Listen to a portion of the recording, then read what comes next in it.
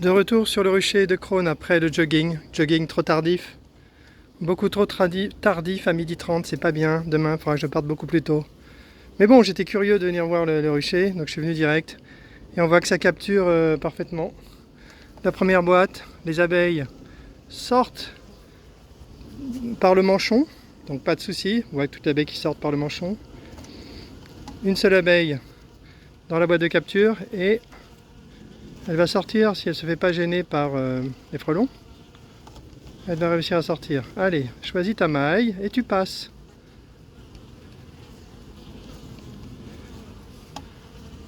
Pas dur quand même. Allez, fort. Une maille à l'endroit. Une maille à l'envers. Je pars pas tant que tu ne traverses pas.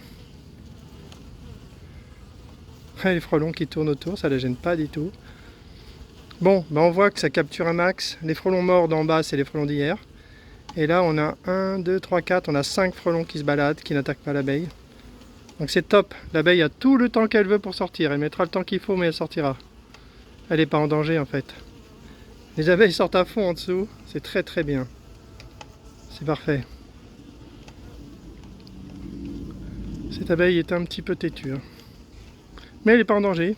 Elle n'attaque pas les frelons, donc elle n'est pas en danger. C'est génial. Je reviendrai tout à l'heure pour voir si elle a réussi à sortir. Elle n'est pas futée, hein, franchement. Franchement, elle n'est pas futée, hein. Allez, agrippe-toi à la maille et traverse.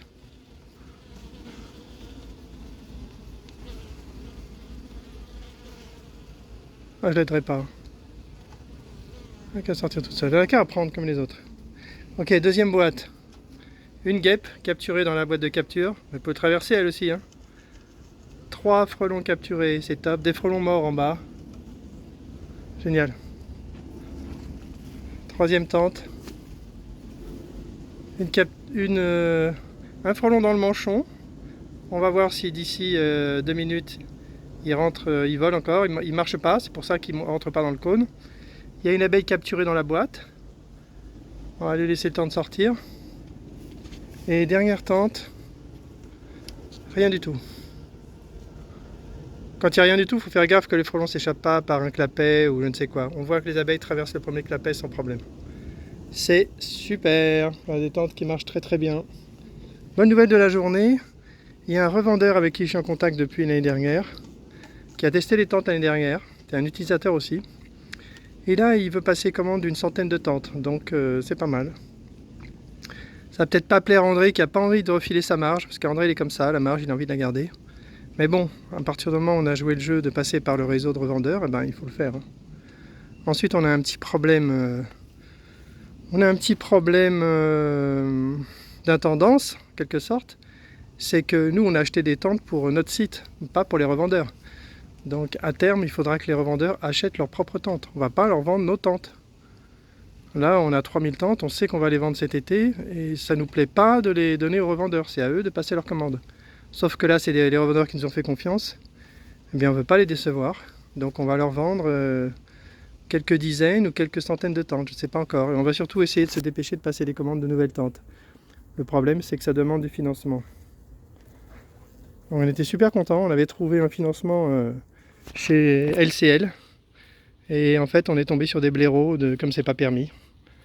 On était très naïfs. On demandait un prêt de 30 000 € qu'on était capable de rembourser sur le champ. On en avait juste besoin 2-3 mois. On avait toutes les garanties. On a monté un dossier avec eux. Ils nous ont demandé des tas de garanties incroyables. On a tout fourni. On était plus que nickel. On avait chaque mois largement de quoi rembourser le prêt, donc ça paraissait plutôt pas mal, d'autant plus qu'on s'était renseigné auprès des banques en ligne, un frelon là devant. Et les banques en ligne, elles font pas de prêt en fait, hein, sauf une dont j'ai oublié le nom et qui a arrêté de le faire 2 semaines avant qu'on s'intéresse à eux. Du coup, en fait, on n'avait pas trop le choix. Et on a été très naïfs parce que normalement on devait avoir la réponse en 2 semaines. La banque là, c'est à hier, hein, on les cite, hein, parce qu'ils sont tellement nuls qu'on peut les citer. À hier, ils nous ont obligés à créer un compte. Bon, ça paraissait réglo. Moi, je suis d'accord de créer un compte chez eux, un compte pro, on l'a fait. Après, on a attendu 2 semaines, 3 semaines, 4 semaines, je crois 5 semaines. On les a relancés tous les 3 jours. Donc au début, le gars disait que c'était peut-être ça dépendait. Il était très favorable, très positif. Il a compris le piège, il aimait le projet. Et il était très favorable. Si ça avait été lui, il aurait donné l'autorisation. Mais bon, il nous a dit qu'il allait probablement avoir le droit de prendre cette décision. Donc ça paraissait bien. Sauf qu'au bout de 5 semaines, on a eu une réponse négative. Et nous, comme des pommes, on n'a pas cherché ailleurs. Ce qui fait que on n'a pas notre prêt et qu'on a perdu 1 mois et demi pour commander des tentes. Et ça va faire très très mal en automne. Très probablement qu'en automne, on aura des tas de gens qui seront excités pour acheter des tentes et on ne pourra pas les vendre parce qu'on ne les aura pas. Il faut 2 mois pour avoir des tentes. 1 mois de fabrication et 1 mois de transport dans le meilleur des cas, si tout se passe bien. Donc là, c'est une petite déception, mais c'est la vie. Hein. C'est ça, entrepreneur. C'est un métier, il faut l'apprendre. Voilà pour les nouvelles. C'est intéressant en même temps de comprendre comment ça marche un business. Nous, on l'apprend, on est des débutants. Hein. Ouais, frelon, là, il chasse vachement bien. Voilà un frelon. Qui a bien appris à chasser. Alors soit c'est par hasard parce qu'il était surdoué, soit parce qu'il a profité des boîtes de capture qui étaient, comme on le disait dans un commentaire avec un expert. Soit il a profité des boîtes de capture qui étaient tombées, il en est sorti 2-3 fois, puis il a compris que c'est pas une bonne idée de monter dans les tentes. L'un ou l'autre, on peut pas savoir. Du coup, c'est un frelon. Si c'était permanent et s'il y en avait beaucoup comme ça, pas de panique. Il suffit de les détruire et les suivants, eux, n'auront pas cette chance d'apprendre à chasser. Donc voilà, si je veux sauver une abeille ou deux, j'ai qu'à taper pour le faire monter en haut de la tente. C'est ce que je vais faire parce que je pense que là, il chasse bien. Il va finir par attraper une abeille, il va pas monter là. Allez, je m'en occupe, je le tape et je le fais monter en haut de la tente. Je peux aussi le taper pour le tuer, mais...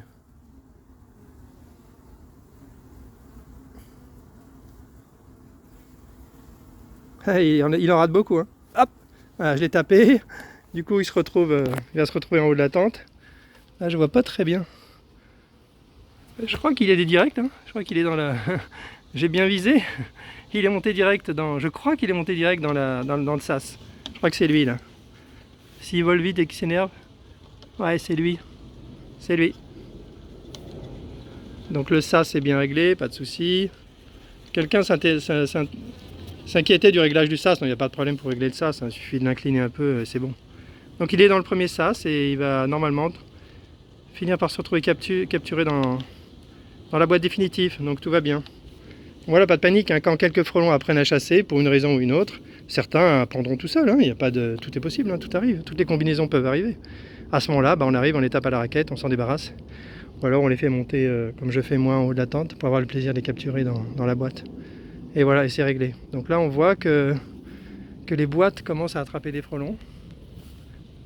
0 là-bas. Un frelon ici. Ah, ici, plein de morts, mais c'est depuis hier. Hein. 1, 2, 3, 5 frelons morts. Et puis, un frelon, il y a un cirque, il y a un pauvre cirque qui se fait capturer.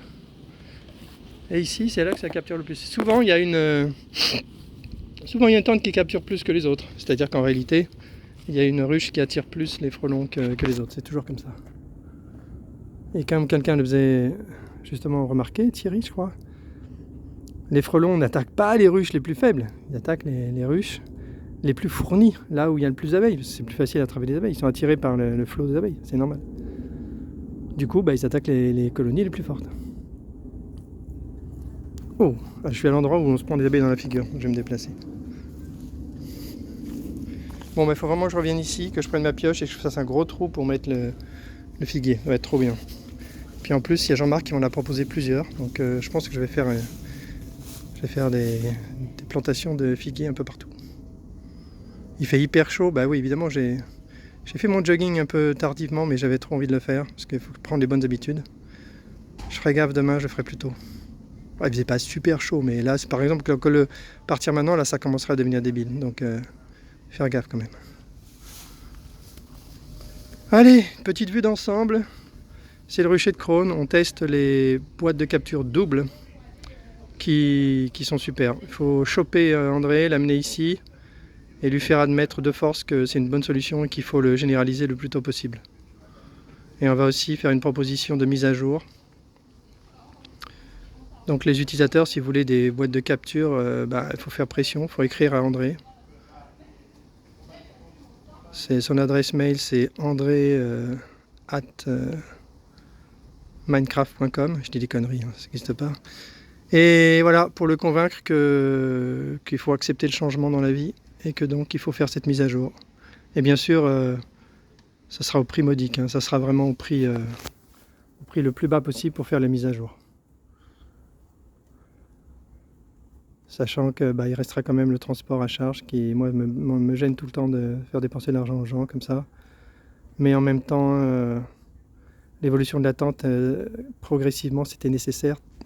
Parce qu'il y a 6 mois, quand on a pris des décisions de la modifier, on n'avait pas tous les éléments pour tester. On ne pouvait pas tester à fond, on n'avait pas de frelons, c'est très risqué. On ne pouvait pas se permettre d'expédier des tas de tentes en hiver et ensuite se retrouver à devoir expédier à des centaines de clients, des mises à jour. C'est trop risqué. On doit aussi gérer l'entreprise. Donc là, par exemple, c'est clair que le maillage bleu, on n'en aura pas besoin. Mais on va continuer comme ça pour cette saison et on passera à du grillage vert un peu plus tard quand on aura trouvé une source de grillage vert. Le problème étant que le grillage vert, il ne faut pas seulement trouver un bon prix, mais il faut aussi être capable de le couper. Et là, le couper, on ne va pas trouver des rouleaux de 30 cm, hein, ça je crois pas. Hein. C'est pas comme le maillage bleu. Hein. Donc tout ça, ça se gère avec le bon timing. Bon, c'est cool. Hein. Je vais me rentrer. Je vais récupérer André. On va expédier une commande de 38 tentes hier. Quelqu'un qui a confiance, qui nous a acheté 38 tentes. Ça fait plaisir. Pour le coup, on lui offre les... J'ai décidé de lui offrir la deuxième boîte. Hein, c'était la moindre des choses. Et il aura sûrement droit à une tasse Apis mellifera naturalis. Et ensuite, je vais réfléchir pour valider la deuxième boîte de capture. Là, on voit, il y a les frelons dessus. Là. Quelqu'un voulait une démonstration de tas de frelons qui arrivent en bas et qui montent en haut de la tente. C'est pas si facile que ça à filmer. D'abord, les frelons, ils n'arrivent pas en masse. Hein. Les frelons, normalement, ils arrivent au pire par escouade de 3 et de façon très régulière. C'est pas des attaques massives comme certains autres frelons dans les pays asiatiques. Ça n'a rien à voir. C'est des individualistes, hein, les frelons asiatiques. Et donc, c'est très furtif, hein, c'est très rapide. En bas, le frelon, il vole bien, et puis d'un seul coup, il a un réflexe, il fonce sur une abeille, et manque de bol, l'abeille, elle est dans la tente. Ce qui fait qu'il se retrouve posé contre le voile, et dès qu'ils ont attrapé l'abeille ou qu'ils voient que l'abeille s'enfuit vers le haut, ils poursuivent l'abeille et ils se retrouvent en haut. Ensuite, quand ils sont en haut, ils tapent. Ça leur plaît pas de taper, ils se disent c'est quoi ça, et donc ils s'énervent un peu, ils essaient de s'échapper, ils s'excitent un peu et du coup ils se mettent en mode je veux partir. Et quand ils sont en mode je veux partir, ils ne peuvent plus partir parce qu'ils vont aller vers le haut. Alors que quand ils restent en mode je veux chasser, là ils peuvent descendre très facilement. Et du coup le résultat c'est que très rapidement ils trouvent le manchon ici parce que ça monte, ils tapent, ils montent. Et ensuite ils sont bloqués dans le manchon et ils passent le cône et ils se retrouvent bloqués en haut. Voilà la fin tragique des frelons asiatiques sur le rocher de Crone.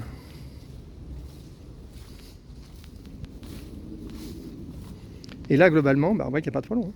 Il y a quand même des frelons qui viennent sur le site puisqu'on en voit dans les boîtes de capture. Par contre, il n'y a pas de frelons en attaque devant les ruches. Donc, en théorie, absolument aucune chance d'avoir le moindre blocage de colonie. Et très peu de chances d'avoir de la prédation aussi. Si un frelon arrive de temps en temps et attrape une abeille, c'est vraiment marginal.